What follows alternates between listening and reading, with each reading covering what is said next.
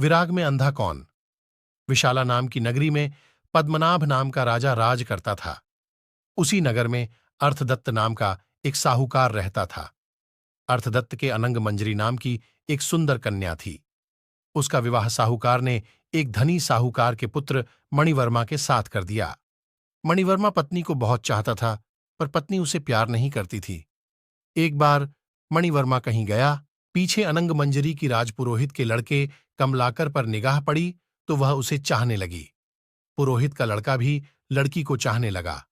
अनंग मंजरी ने महल के बाग में जाकर चंडी देवी को प्रणाम कर कहा, यदि मुझे इस जन्म में कमलाकर पति के रूप में न मिले तो अगले जन्म में मिले। यह कहकर वह अशोक के पेड़ से दुपट्टे की फांसी बनाकर मरने को तैयार हो गई। तभी उसकी सखी आ गई और उसे यह वचन देकर ले गई कि कमलाकर से मिला देगी। दासी सवेरे कमलाकर के यहां गई और दोनों के बगीचे में मिलने का प्रबंध कराई। कमलाकर आया और उसने अनंग मंजरी को देखा। वह बेताब होकर मिलने के लिए दौड़ा।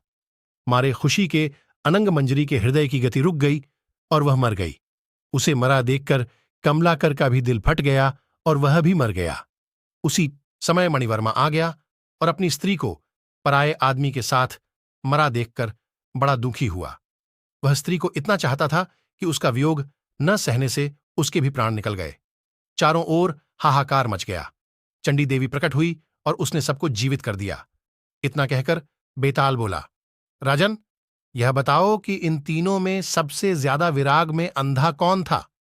राजा ने कहा, मेरे विचार में मणिवर्मा था, क्योंकि वह अपनी पत्नी को पराये आदमी को प्यार करते देखकर भी शोक से मर गया।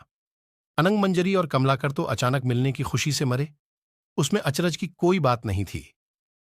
राजा का यह जवाब सुनकर वह बेताल फिर पेड़ पर जा लटका और राजा को वापस जाकर उसे लाना पड़ा। रास्ते में बेताल ने फिर एक कहानी कही।